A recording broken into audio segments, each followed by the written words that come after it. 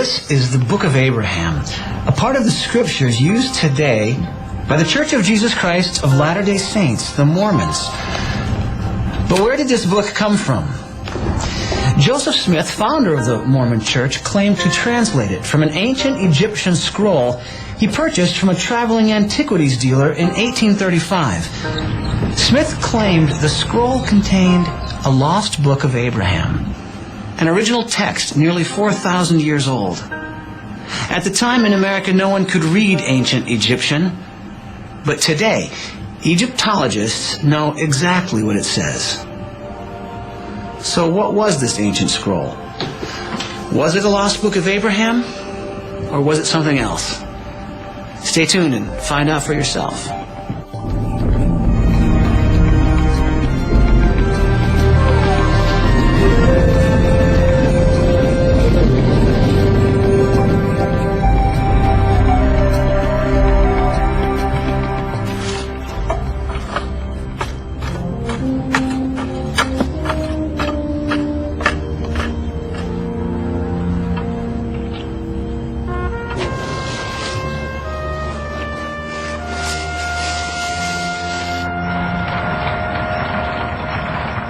Imagine yourself here in Kirtland, Ohio in 1835. You're in the Western Reserve.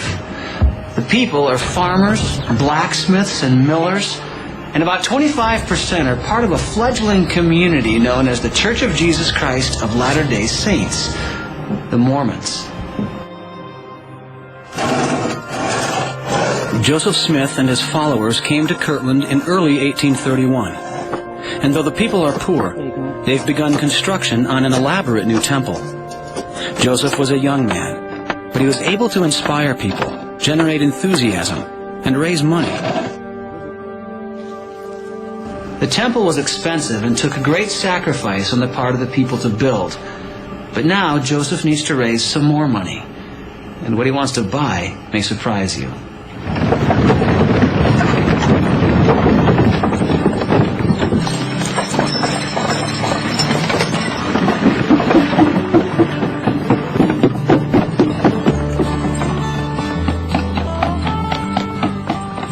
A traveling antiquities dealer named Michael H. Chandler has come to town peddling his wares, an exhibit of all things, 4 Egyptian mummies.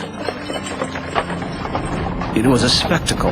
For a small price, you could see fragments of mysterious writings, things from ancient Egypt, even real mummified human corpses, all of which had been unearthed since Bible times. Chandler and his exhibit were always able to draw a crowd.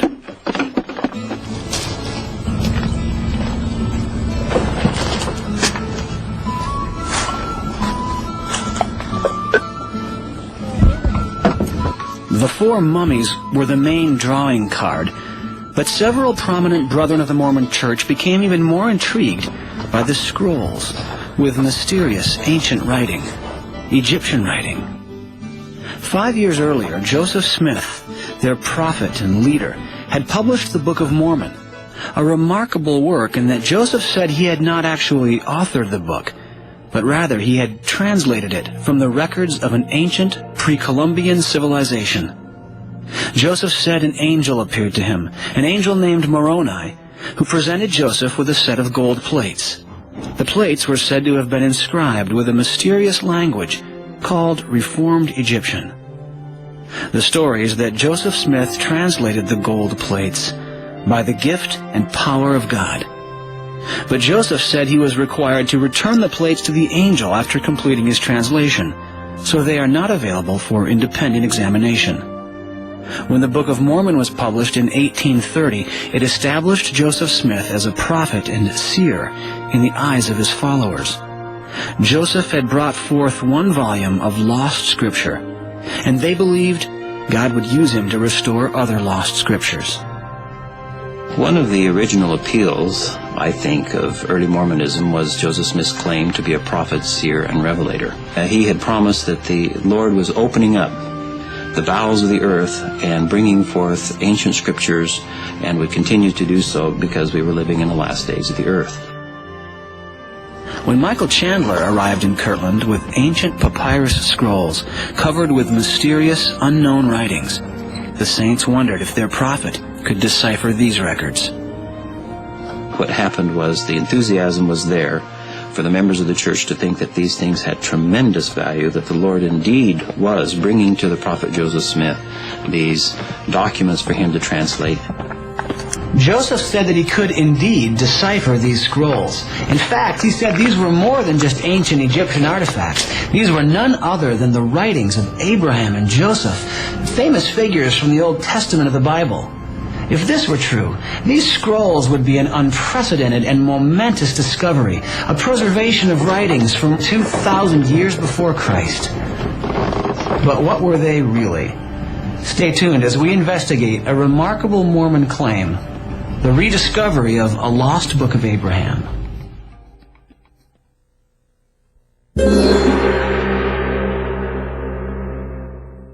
The story begins in 1833 in the eastern United States, when a man named Michael Chandler was commissioned to sell a collection of ancient Egyptian antiquities. The collection included 11 mummies, 2 papyrus scrolls, and several scroll fragments.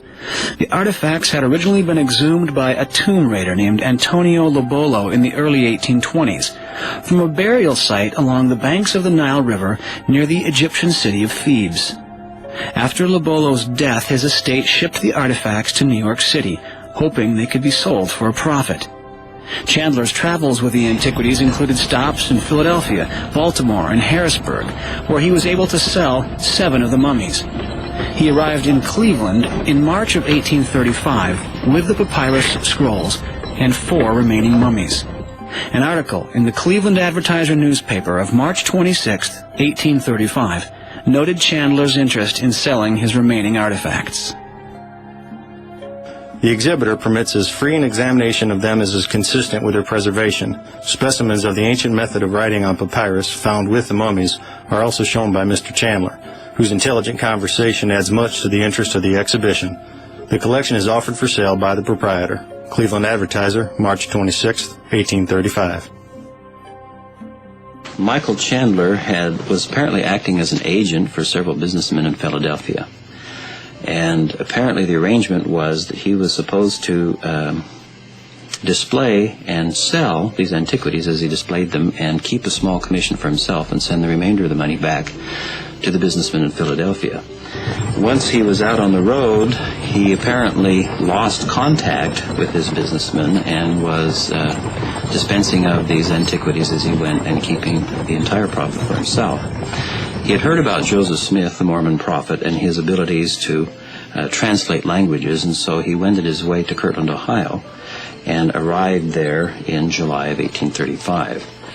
Chandler's arrival in Kirtland was described at the time by William W. Phelps, a member of the Mormon community, in a letter to his wife. 4 Egyptian mummies were brought here. There were 2 papyrus rolls besides some other ancient Egyptian writings with them.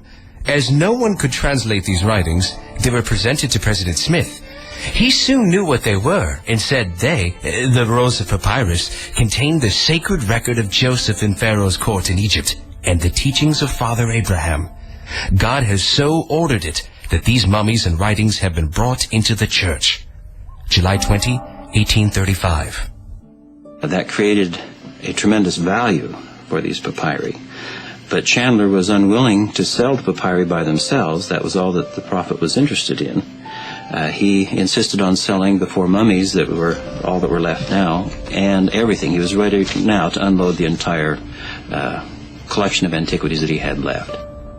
Remember, this is a movement that is sort of the religion of the book squared, because not only is it the religion of the book in the Old and New Testament, but the Book of Mormon as well. So there has to be a real concern about texts.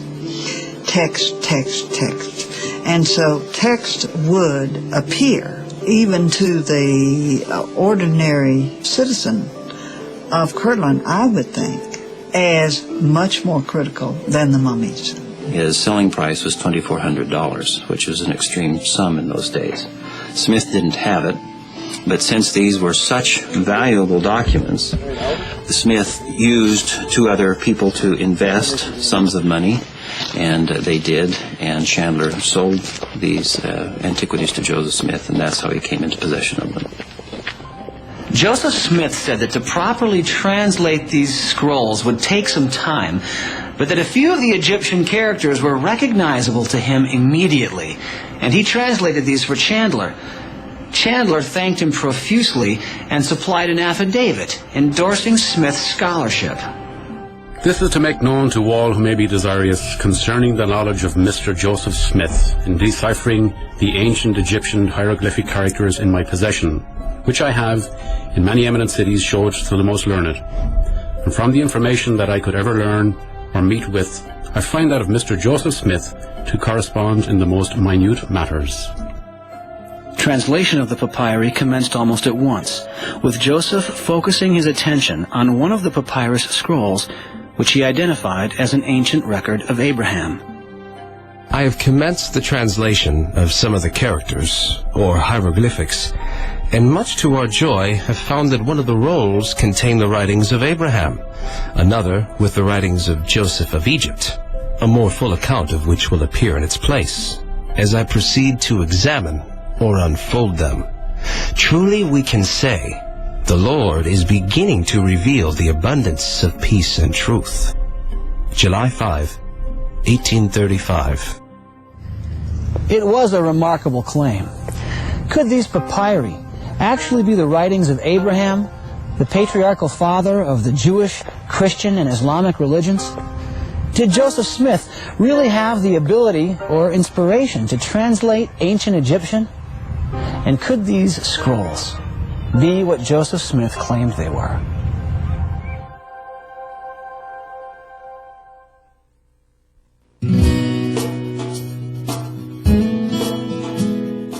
In the weeks immediately after purchasing the scrolls, Joseph threw himself enthusiastically into the task of translation. He records in his diary that he began by developing an alphabet and grammar of the Egyptian language. The townspeople were duly impressed with the work, and scores of visitors would call on the prophet to see for themselves these wondrous things. I was continually engaged in translating an alphabet of the Book of Abraham and arranging a grammar of the Egyptian language as practiced by the ancients. July 1835. In the afternoon, I waited on most of the 12 apostles in my house and exhibited to them the ancient records and gave explanations. This day passed off with the blessing of the Lord. October 3, 1835. In 1835 in America, there was no one who could read ancient Egyptian. All knowledge of the language had been lost for centuries. Only recently had the French scholar Jean-Francois Champollion made a breakthrough in deciphering the ancient Egyptian language. The Rosetta Stone, a trilingual inscription in Greek, Egyptian hieroglyphic, and Demotic, was the key which allowed Champollion to unlock ancient Egyptian. But his work was far away from the pioneers of rural Ohio. In the 1840s in the United States, the ancient Egyptian language was virtually unknown.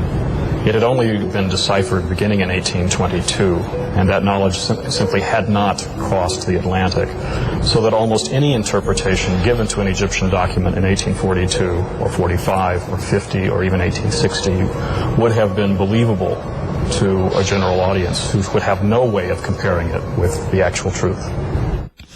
But in his diary, Joseph Smith confidently records doing what no scholar in America in his day could do, translating ancient Egyptian scrolls.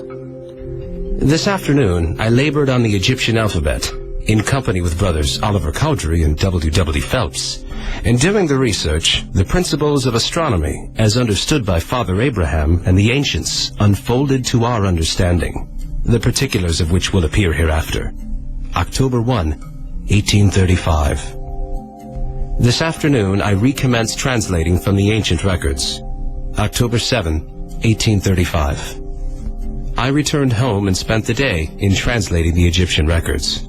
A warm and pleasant day. November 19, 1835. spent the forenoon instructing those that called to inquire concerning the things of God in the last days.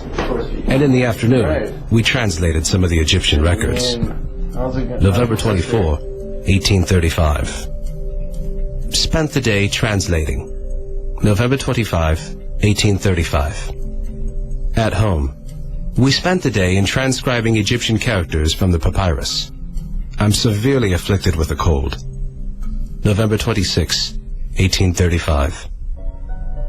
Joseph Smith, in his diary of July 1835, talked specifically about translating characters or hieroglyphics and finding that it was about, one was about Abraham and one was about Joseph. So there was a book of Abraham and there's a book of Joseph. He, with a couple of his scribes, began working on an alphabet and grammar of the Egyptian language. And we have documents, some of which, or one of which, was written by Joseph Smith himself, with some additions by Oliver Cowdery, and another one in the handwriting of William W. Phelpson. And then we have, in addition, some remarks made, or small additions made, in the handwriting of Warren Parrish.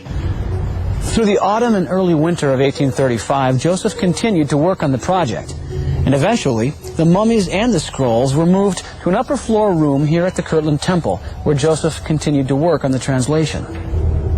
But the translation project soon tapered off, and Joseph moved on to other matters related to leading his community. He established his own bank in Kirtland and issued his own currency. But in 1838, when the venture went bankrupt, Joseph fled Kirtland on horseback in the middle of the night and never returned. In 1839, the Mormon community relocated to a small town on the banks of the Mississippi River known as Commerce, Illinois. Joseph renamed the town Nauvoo, a Hebrew word meaning beautiful. I mean, it was a place with a few houses and 2 stores, I think. It was just a little tiny wide spot in the road, but it was located on a really pretty bluff. There were, maybe 20 people there, 25, 30, and it became the largest town in Illinois within 5 years. In Nauvoo, Joseph would achieve his greatest fame. He was the mayor of the town and had his own militia of nearly 3,000 men. At the time, the U.S. military totaled less than 9,000. And there was even a movement underway to nominate Joseph for the presidency of the United States.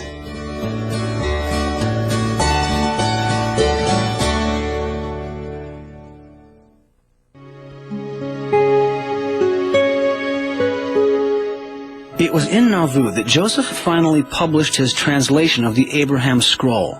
It first appeared in 1842 in 3 installments of a Mormon newspaper called the Times and Seasons. It was called the Book of Abraham, and a note at the beginning introduced it as a translation of some ancient records that have fallen into our hands from the catacombs of Egypt, purporting to be the writings of Abraham while he was in Egypt, called the Book of Abraham, written by his own hand upon papyrus. Today, the Book of Abraham is included in a volume of Mormon scripture called the Pearl of Great Price. It is considered inspired scripture by the Church of Jesus Christ of Latter-day Saints, of equal authority to the Bible. The Book of Abraham includes a creation story, but it's dramatically different than the biblical creation story found in the Book of Genesis. Where the Bible points to one true Creator God, the Book of Abraham recounts a startling new twist. And then the Lord said, "Let us go down." And they went down at the beginning, and they, that is the gods, organized and formed the heavens and the earth. Book of Abraham, chapter 4, verse 1. And the gods said among themselves, On the 7th time we will end our work, which we have counseled, and we will rest on the 7th time from all our work which we have counseled. And the gods concluded upon the 7th time, because that on the 7th time they would rest from all their works, which they, the gods, counseled among themselves to form, and sanctified it. And thus were their decisions at the time that they counseled among themselves to form the heavens and the earth. Book of Abraham, chapter 5, verses 2 and 3. Judaism and Christianity have always been monotheistic religions. There's one God. There's one Creator. And if he had a council, it was a council of created angelic beings that did his bidding by his sovereign authority. And the idea of equally co-eternal beings working with him on a group project is totally unprecedented in Jewish and Christian teaching. Joseph Smith announced that he would publish additional installments of his Book of Abraham, but he never did. And in June of 1844, he was assassinated. And a group of Mormon dissidents published a newspaper called the Nauvoo Expositor, which accused Joseph Smith as mayor of taking too much into his own hands. And there were some references in the Nauvoo Expositor to the notion of plural marriage. And so as mayor, he sent the constabulary to destroy the newspaper. And the governor brought him into Carthage, Illinois, and put him in jail. And then the governor turned his back and took the militia and went to Nauvoo, leaving the jail unprotected. And then other militia with blackened faces came in and shot him. On June 27th, 1844, his cell was stormed. Joseph was shot, and as he fell from a second-floor window, he was fired upon numerous times. No one was ever convicted for his brutal murder.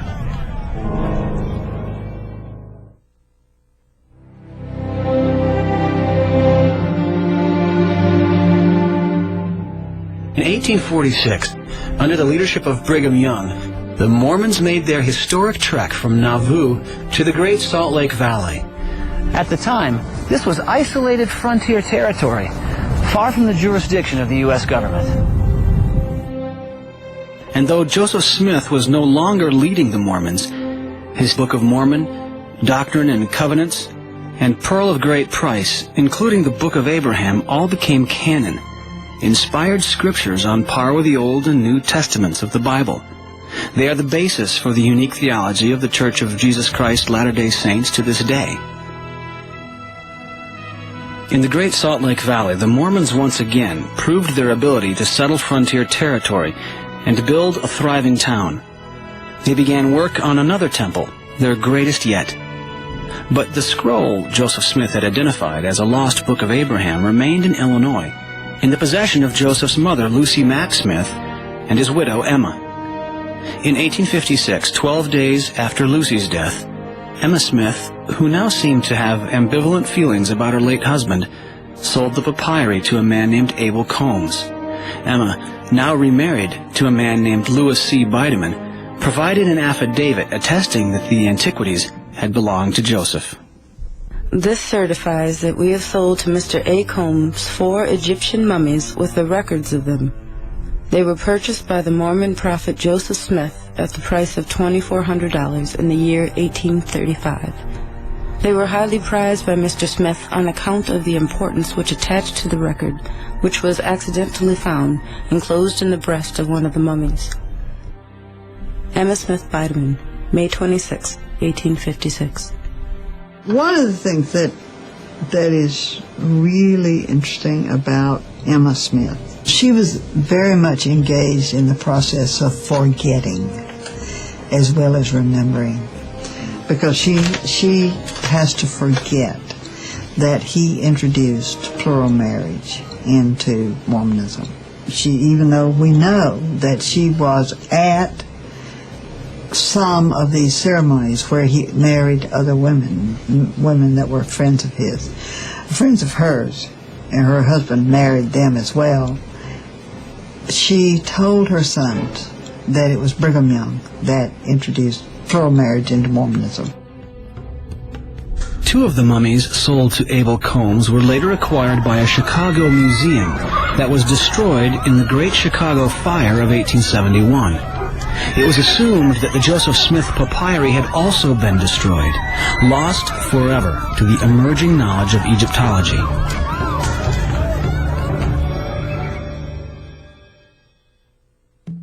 From early on, non-Mormons were dubious of Joseph's claim to have recovered a book written by Abraham 2,000 years before Christ and lost for nearly 4,000 years.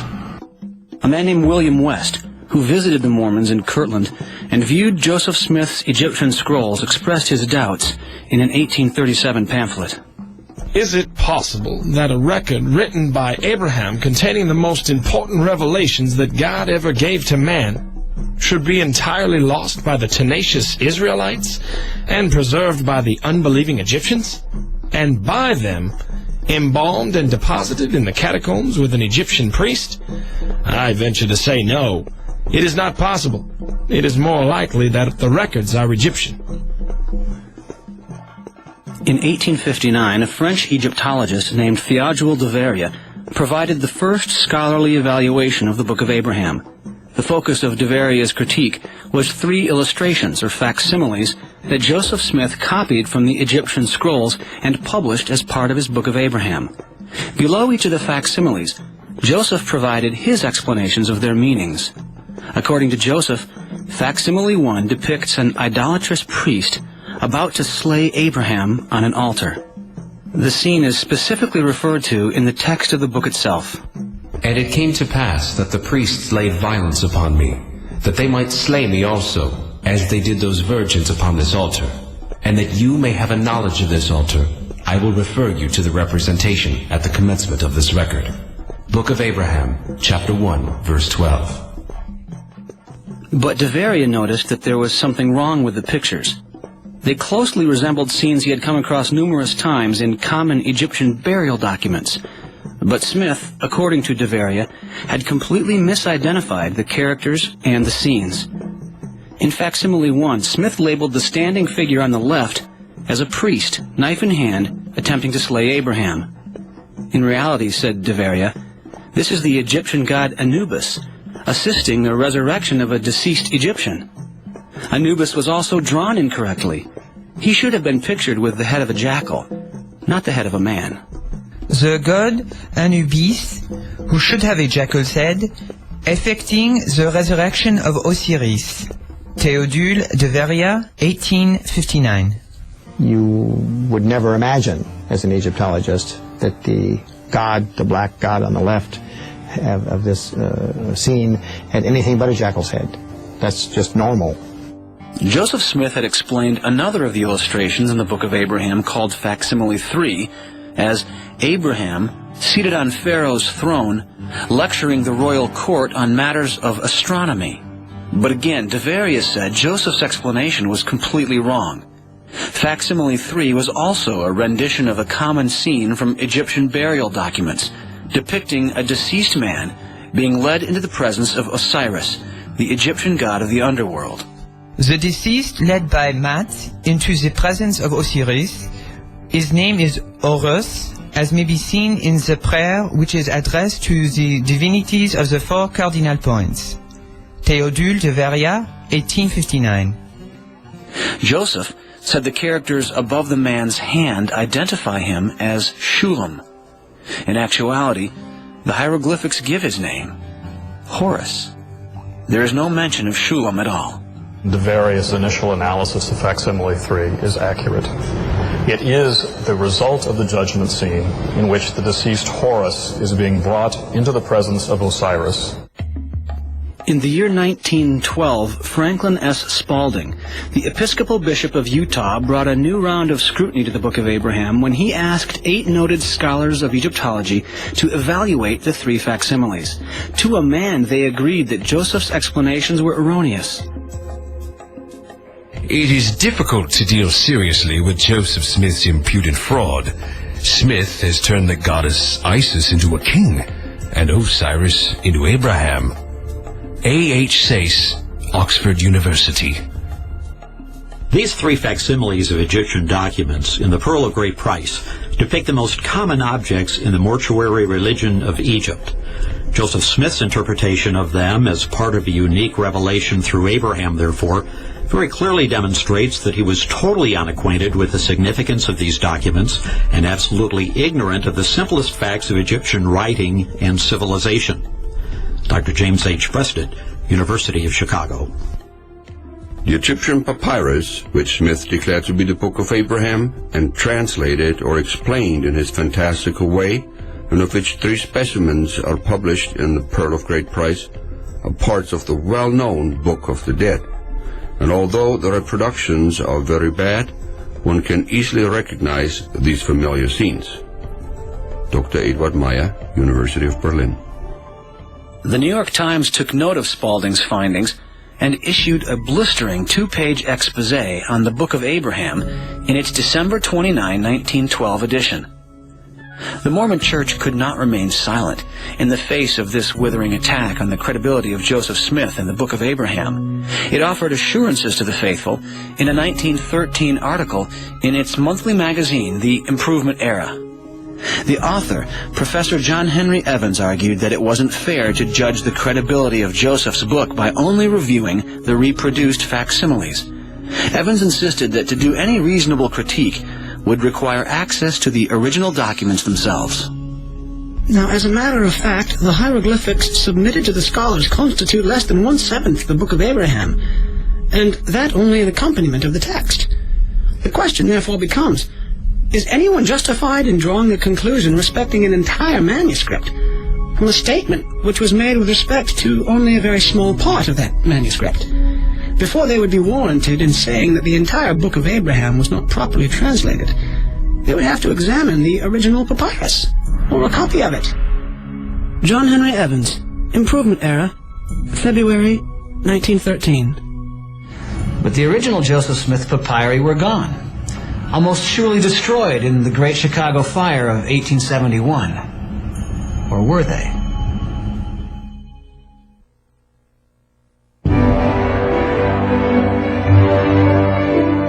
But in the spring of 1966, a dramatic discovery was made right here in New York at the Metropolitan Museum of Art.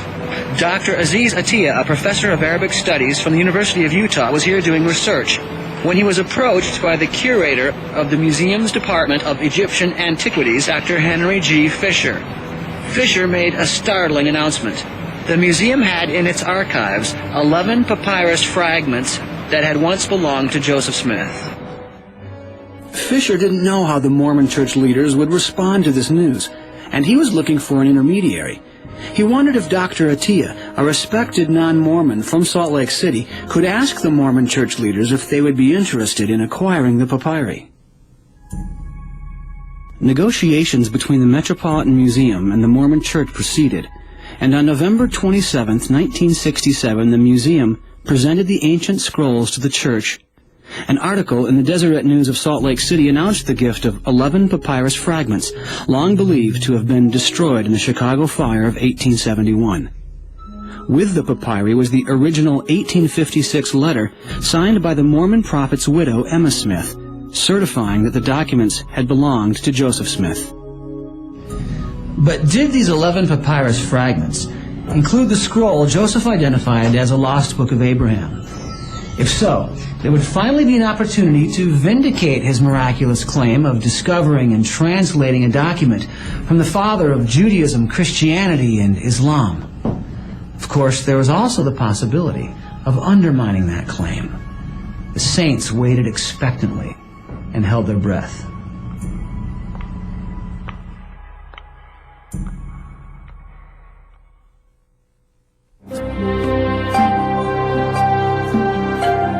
Joseph Smith had dictated his translation of the original papyri to his scribes in the 1830s.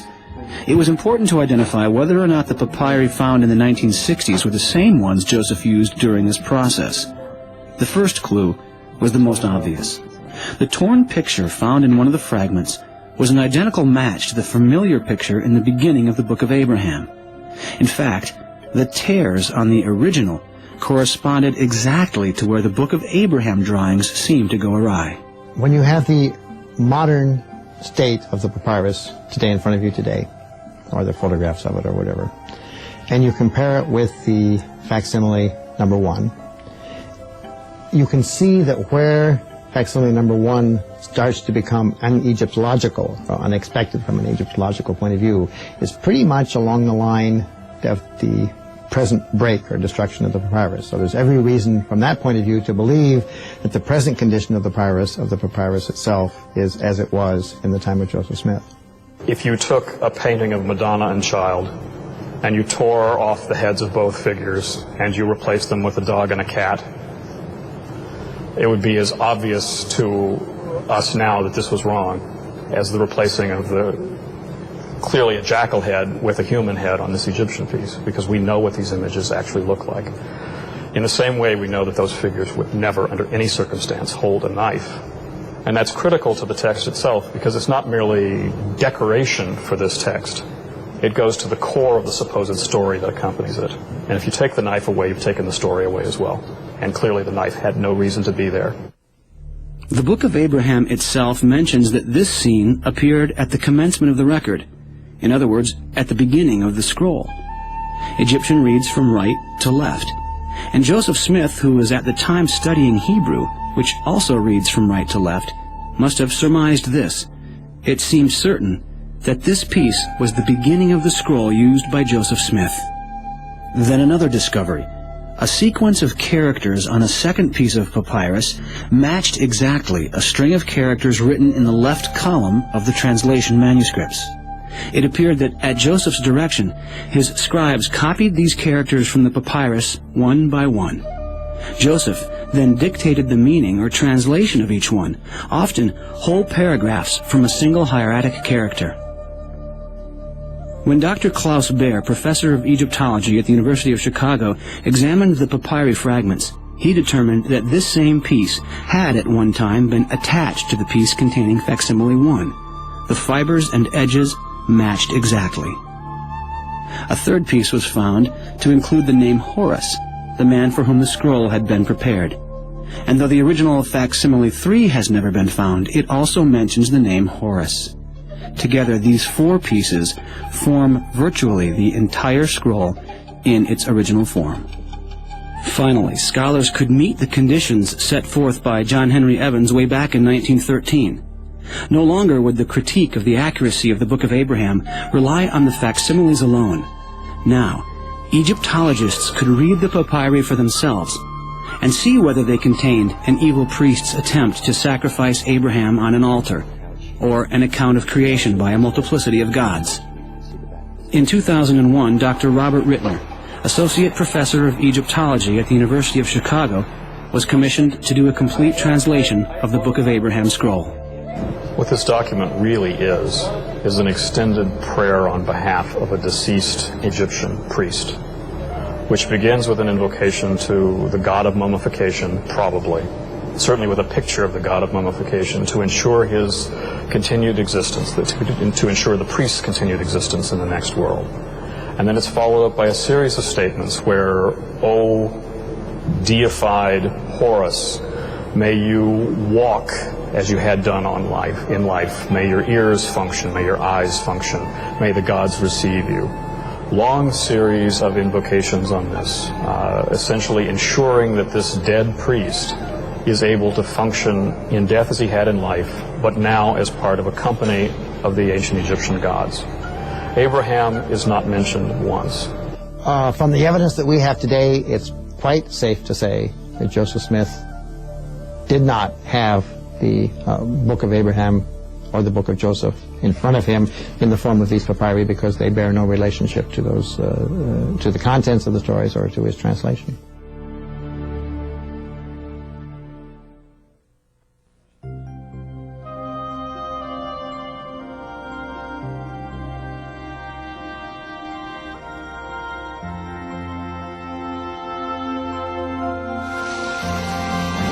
We wanted to get an official Mormon explanation of how the church today understands the Book of Abraham. However, the Church of Jesus Christ of Latter-day Saints declined our request for an interview. Michael Purdy of the church's Public Affairs Department did refer us to this book by Mormon scholar John Gee. Dr. Gee puts forth the position that other than the original of Facsimile 1, the papyrus fragments given to the church in 1967 were not the portion of the papyri that contained the text of the Book of Abraham. He claims the scroll Joseph used was originally 10 feet long, and that there was a large section that is now missing, which may have contained the lost book. There's certainly no reason that this particular Book of Breathing scroll should be expanded much beyond the surviving length. I've now read the entire document from the beginning to the end and made out what one could make out on the poor copy of the final vignette. The most that is missing from this text is simply 2 columns worth of Egyptian hieratic and possibly a small vignette. But other than that, there would be nothing more that would inflate its length much beyond its current size. It is both unprecedented and unreasonable to assume that an intrusive text about a completely different matter, a narrative history of Abraham and his descendants, would have been inserted into a document whose beginning, middle, and end is devoted specifically to the resurrection of an Egyptian priest.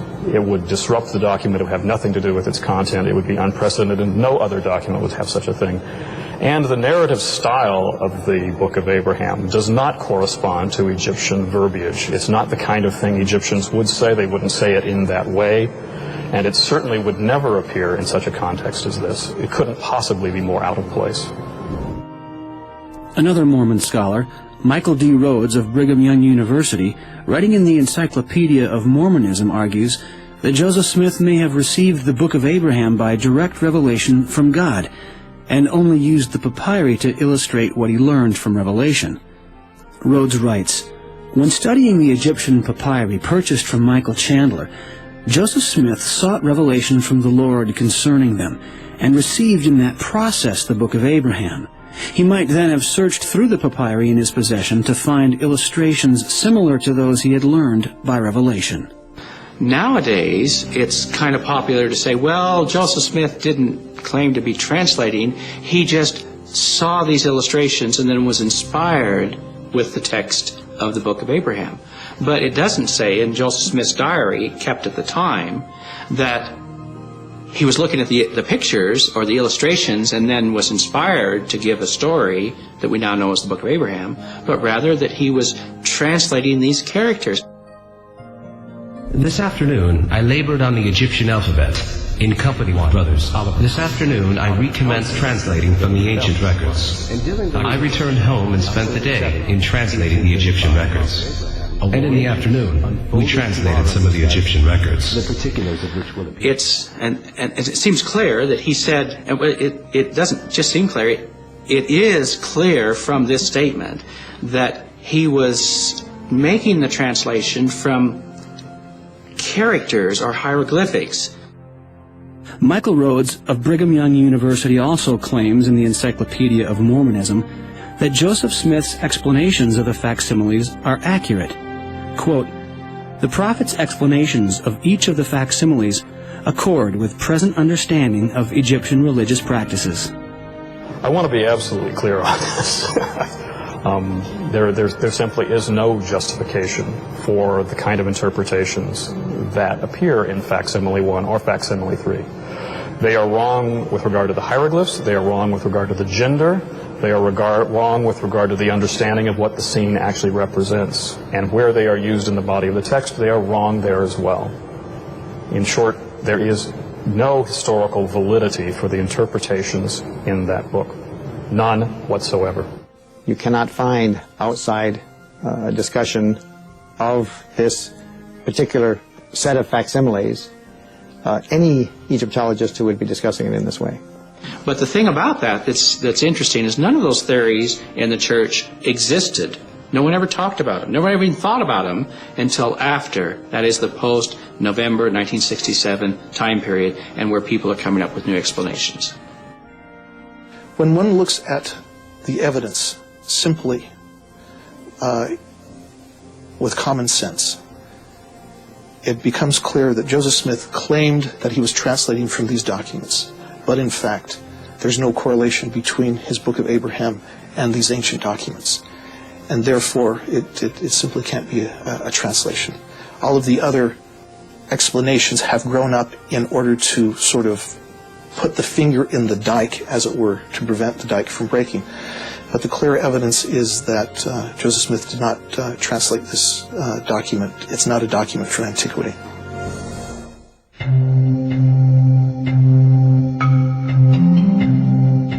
The Foundation for Ancient Research and Mormon Studies, FARMS, here at Brigham Young University, specializes in the defense of the Mormon Scriptures. We wanted to interview their experts about the Book of Abraham, but they did not respond to our repeated requests for an interview. Since we couldn't get an official response from the Mormon Church leadership, we went to find out how rank-and-file members of the church feel about the Book of Abraham today. The Book of Abraham makes no illusions that it's some kind of allegorical scripture. It clearly states that it is written from Abraham, by Abraham, and in the perspective of Abraham's life and times. From what I understand, the Book of Abraham is writings written by the prophet Abraham in his time, and that it was recovered by Joseph Smith and then later translated. That's how I interpret it. That's how I believe it to be, that Joseph Smith, called as a prophet when he was instructed to translate. And in this case, the Book of Abraham were, direct words from Abraham, translated by the prophet Joseph Smith, so that we could gain knowledge from that we didn't previously have. The Book of Abraham, we believe, is the story of Abraham. Again, just a few chapters, only 5 chapters, which, interestingly enough, although it shares some insights about Abraham, it actually is the only source in all 4 of the standard works that really delves into some key doctrines that become pivotal to the LDS faith. Chief of these is the concept of the preexistence and the nature of man and our relationship to God. Many of these things, of course, are hinted at in other of the standard works, but I would say the Book of Abraham nails it the best and makes it the clearest and is most easily understood. I know that there is a lot of evidence both ways, that can go both ways, as there is about a lot of things about cancer research. This causes cancer, this doesn't. And I know that it can be confusing. But I think that what it boils down to is asking God for yourself and praying about it and studying it out, because that's what Heavenly Father wants us to do, is not merely for us to ask, but to study it out and to work and show Him that we really want to know. I don't know the history of how the Book of Abraham came into the hands of Joseph Smith. All I know is that we believe, and I believe, that he was called to be a prophet in the latter days, and that if the Lord wanted him to have that information and translate it and put it into Scripture for our day, then that's what He wanted him to do. Well, I think you should always question. I don't think God expects us not to question. Yes, we should question and eventually, ultimately, question God, but also do our own research, because God gave us our minds for a reason, and come to some conclusions and ask Him, hey, I think this, am I right? And He does answer us. I know He does, so.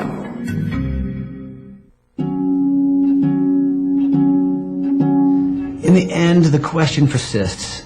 Does all this really matter? Should a non-Mormon have the right to question the church on issues of doctrine, or scholastic integrity?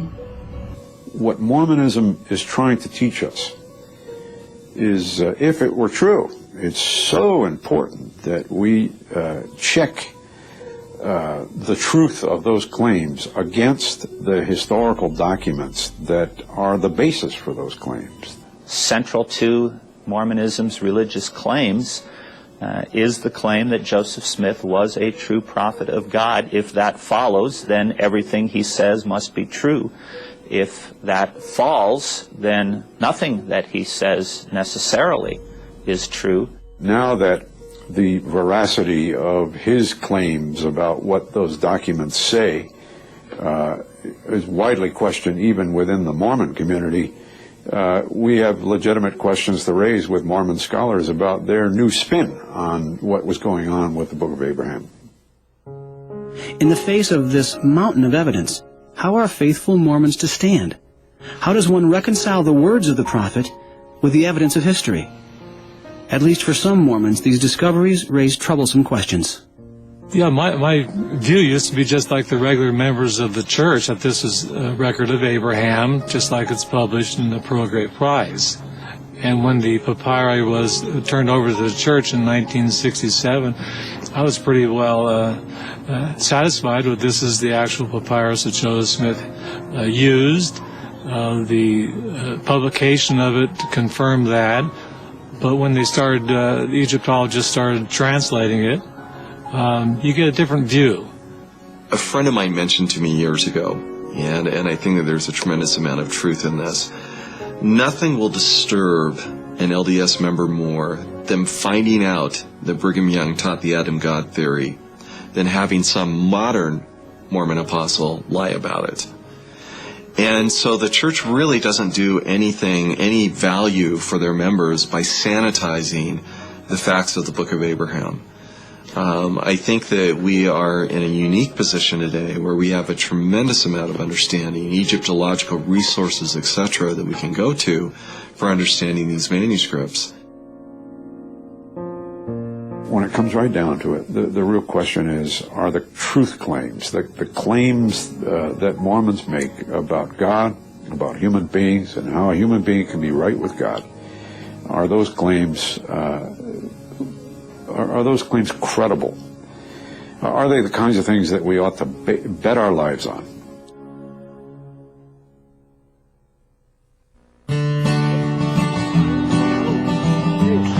Gary and Sarah Webb live in Draper, Utah with their 2 young children. Both were lifelong members of the Mormon Church. Gary was heading into his senior year at BYU when he came to a life-changing conclusion. I even remember the spot. When I came to the conclusion that the faith of my childhood was untrue. I remember I was outside just sitting on a lawn in the summertime reading the book about the Book of Abraham, and the evidence was so overwhelming. There was no place for doubt, or this is anti-Mormon, or this is just something somebody fudged together. It was very clear and well documented. It really became the final straw for me, and I realized that I wasn't going to spend the rest of my life pretending to believe something that wasn't true. And I think I realized that I was going to have to make some changes that were not going to be easy. That it was a really difficult time for us, and but we've gotten past the anger and into discovering more about the truth instead of lies that we were stuck in for a while.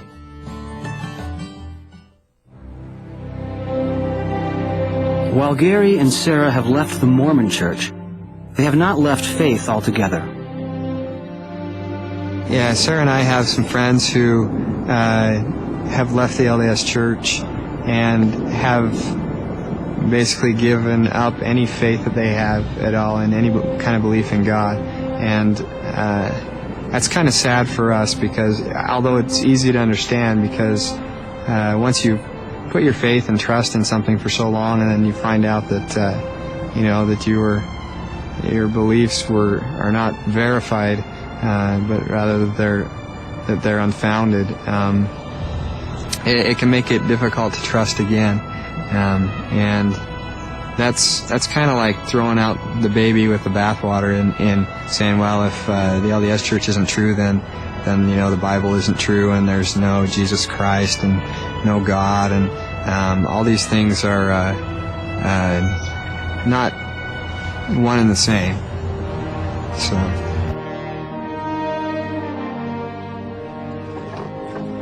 In 1835, Joseph Smith purchased scrolls from Michael H. Chandler. At the time, no one knew what those mysterious ancient Egyptian scrolls actually were. No one in America could read the text or had seen anything of the sort before. But Joseph Smith claimed that he could read them, that he could translate them. I have commenced the translation of some of the characters or hieroglyphics, and much to our joy, have found that one of the rolls contain the writings of Abraham.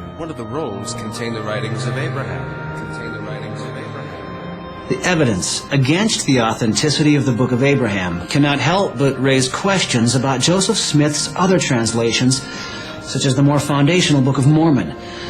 For some, since Joseph's translation of the Book of Abraham, which can be tested, has been found to lack credibility, then how can we accept his translation of the Book of Mormon, which cannot be tested? Scholars have never had the opportunity to examine those originals.